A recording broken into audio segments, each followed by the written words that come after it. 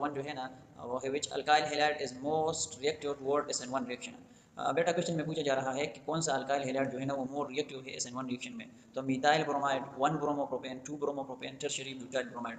तो बेटा SN1 में जो है ना order of reactivity of substrate इस तरह होता है कि टर्शियरी अल्काइल हैलाइड जो है ना वो मोर रिएक्टिव, मोर इजीली जो है ना SN1 रिएक्शन को फेवर करते हैं, फिर सेकेंडरी और फिर प्राइमरी। तो इसमें ऑप्शन नंबर डी जो है ना ये करेक्ट ऑप्शन है क्योंकि ये टर्शियरी सबस्ट्रेट है। Question number 2, which factor does not affect the rate of an SN1 reaction? कौन सा फैक्टर जो है ना SN1 रिएक्शन के रेट को जो है ना अफेक्ट नहीं करता? तो ऑप्शन नंबर ए है कार्बोकेटाइन स्टेबिलिटी। तो carbocation stability affect rate of SN1 reaction है। जिस अल्काइल हैलाइड का बनने वाला कार्बोकेटाइन स्टेबल वो मोर रिएक्ट हो, लिहाजा tertiary alkyl halide tertiary carbocation बनाता है, सेकेंडरी कार्बोकेटाइन बनाता है, primary alkyl halide primary carbocation बनाता है, लिहाजा कार्बोकेटाइन स्टेबिलिटी इफेक्ट करता है। नेचर ऑफ लिविंग ग्रुप, तो लिविंग ग्रुप गुड होगा तो रिएक्टेंट जो है ना वो फास्ट रिएक्शन अंडरगो करेगा। गुड लिविंग ग्रुप होगा तो रिएक्टेंट जो है ना मोर रिएक्टिव होगा, तो ये भी इफेक्ट करता है। स्ट्रेंथ ऑफ न्यूक्लियोफाइल जो है ना ये जो है ना SN1 रिएक्शन के रेट को इफेक्ट नहीं करता। क्यों? क्योंकि SN1 रिएक्शन 2 स्टेप में होता है। फर्स्ट स्टेप में कार्बोकेटाइन बनता है, सेकंड स्टेप में जो है ना न्यूक्लियोफाइल अटैक करता है। तो लिहाजा अगर वीक न्यूक्लियोफाइल हो या स्ट्रांग न्यूक्लियोफाइल हो कोई फर्क नहीं पड़ता। Question number 4, which of the following is a common feature of both SN1 and E1? SN1 और E1 में जो है ना कौन सा फैक्टर जो है ना वो कॉमन है, यानी जो दोनों में हो? तो rate depend on both nucleophile base and substrate. This is incorrect option. SN1 का रेट जो है ना वो सिर्फ सबस्ट्रेट पर डिपेंड करता है, E1 का भी सिर्फ सबस्ट्रेट पर। फॉर्मेशन ऑफ कार्बोकेटाइन इंटरमीडिएट, तो ये जो है ना दिस इज करेक्ट ऑप्शन। क्यों? क्योंकि SN1 में भी जो है ना SN1 में भी फर्स्ट स्टेप में कार्बोकेटाइन बनता है और E1 में भी जो है ना फर्स्ट स्टेप में कार्बोकेटाइन बनता है। तो this is the correct option. Question number 4 में जो है ना करेक्ट ऑप्शन बी है। क्वेश्चन नंबर 5 में पूछा जा रहा है in SN1 reaction the order of reactivity for methyl primary secondary and tertiary halide is.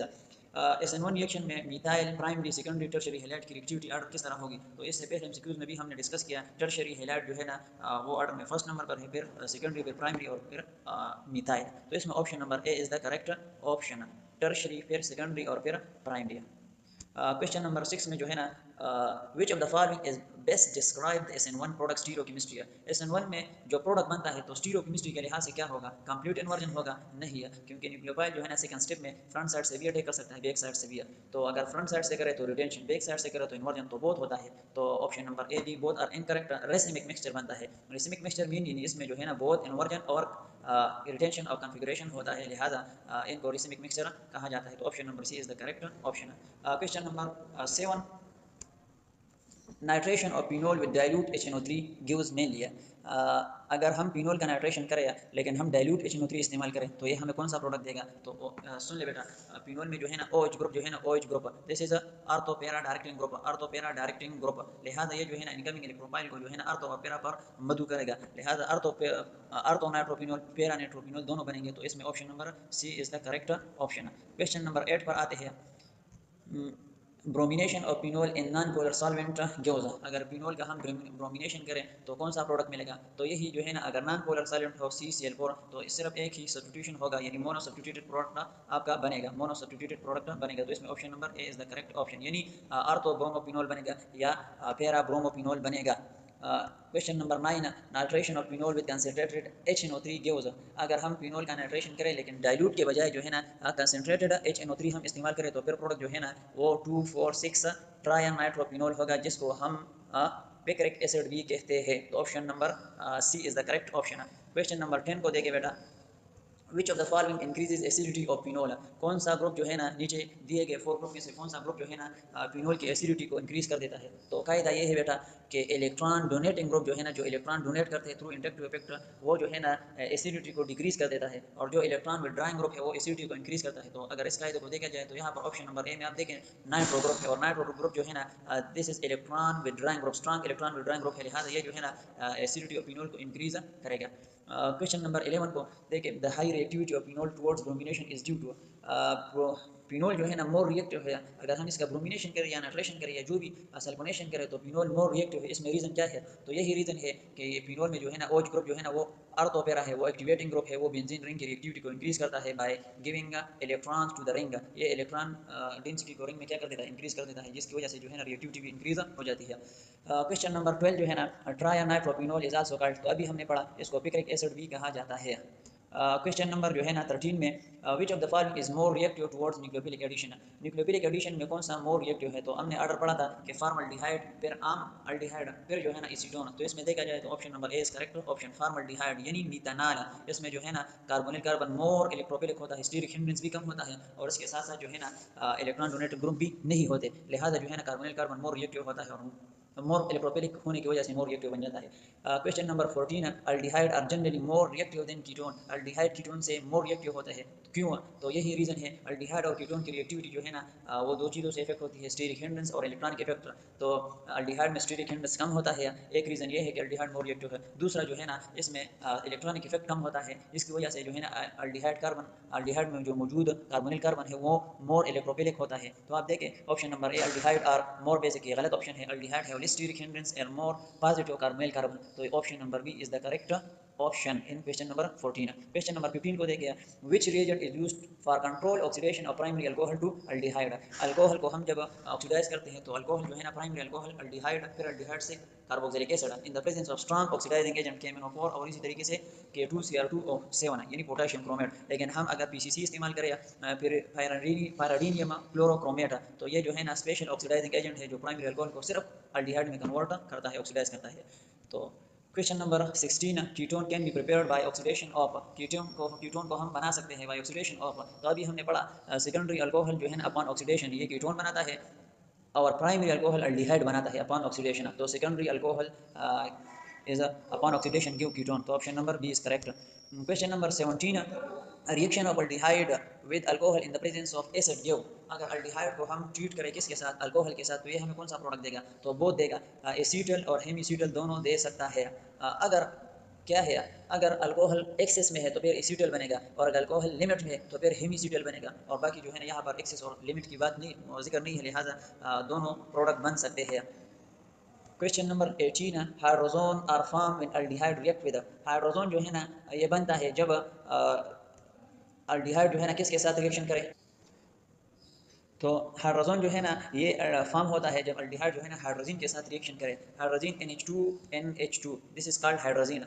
तो अल्डिहाइड या कीटोन जब हाइड्रोजन के साथ रिएक्शन करता है तो प्रोडक्ट हाइड्रोजन होता है। अगर ये जो है ना प्राइमरी अमाइन के साथ रिएक्शन करता है तो प्रोडक्ट जो है ना इमीन बनेगा, और अगर ये पीनाइल हाइड्रोजन के साथ रिएक्शन करता है तो प्रोडक्ट जो है ना पीनाइल हाइड्रोजन बनेगा। तो यहाँ पर सिंपल हाइड्रोजन के बारे में पूछा जा रहा है, तो option number A is the correct option. Question number 19 which of the following oxidising agent produce silver mirror with aldehyde. Aldehyde के साथ कौन सा ऑक्सीडाइजिंग एजेंट जब रिएक्शन करता है तो उसमें सिल्वर मिरर बनता है, जो इंडिकेशन होता है। तो टोलन रिएजेंट जो है ना ये सिल्वर मिरर टेस्ट भी इसको इसलिए कहा जाता है, ये सिल्वर मिरर बनाता है। तो option number B is the correct option. Question number 20 Fehling test is used to distinguish. Fehling test जो है ना Fehling test, Tollen test, Benedict solution test, ये तीनों हम करते हैं ताकि हम डिस्टिंग्विश करें, डिफरेंशिएट करें अल्डिहाइड एंड कीटोन। तो अल्डिहाइड को ये तीनों रिएजेंट जो है ना ऑक्सीडाइज कर सकता है लेकिन कीटोन को नहीं कर सकता। Option number A is the correct option. Question number 20 जो है ना ये तो हो गया। 21 positive Benedict test gives. Positive test अगर हम बेनेडिक सॉल्यूशन को या बेनेडिक रिएजेंट को ट्रीट करवाएं किसके साथ? अल्डिहाइड के साथ, तो हमें किस तरह इंडिकेशन से पता चलेगा?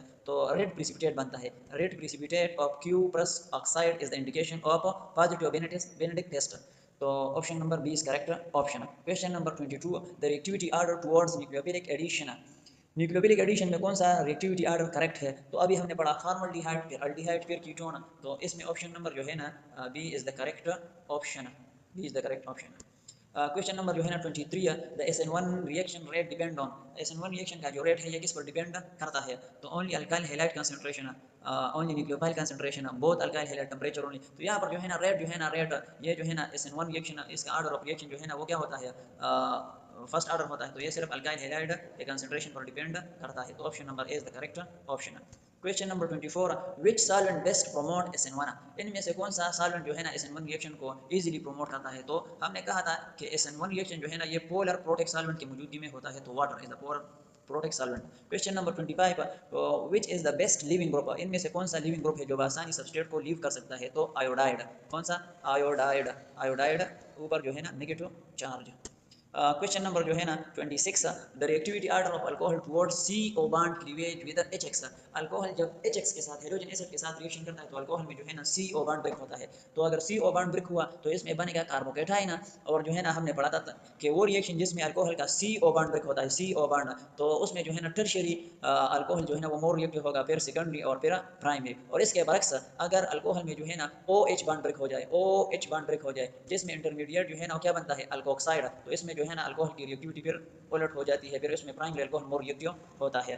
Question number 27, at 140 degree centigrade dehydration of alcohol in the presence of concentrated H2SO4 produce. 140 degree centigrade पर जब हम डिहाइड्रेशन ऑफ अल्कोहल करें H2SO4 की मौजूदगी में तो हमें ईथर मिलेगा। डिहाइड्रेशन ऑफ अल्कोहल यानी डिहाइड्रेटेड प्रोडक्ट जो है ना अल्कोहल का, ये डिपेंडेंट टेम्परेचर डिपेंडेंट है। अगर टेम्परेचर 170 डिग्री सेंटीग्रेड हो तो फिर जो है ना अल्कीन बनेगा, अगर 140 है तो ईथर बनेगा, अगर 140 से कम है तो फिर जो है ना अल्काइल हाइड्रोजन सल्फेट बनेगा। क्वेश्चन नंबर 28, लास्ट क्वेश्चन है, which statement is correct about dehydration to ether versus alkene. अभी हमने पढ़ा डिहाइड्रेशन ऑफ अल्कोहल जो है ना ये ईथर को भी बनाता है और इसी तरीके से अल्कीन को भी बनाता है, तो ये टेम्परेचर डिपेंडेंट है। Ether is favour at high temperature, नहीं ईथर 140 पर बनता है। Alkene is favour at low temperature, नहीं अल्कीन 170 पर बनता है। तो ether is favour at low temperature, this is the correct option. Ether 140 पर बनता है और अल्कीन 170 पर बनता है, जो कि 170 हाई टेम्परेचर है और 140 लोअर टेम्परेचर है। तो option number C is the correct option. बस।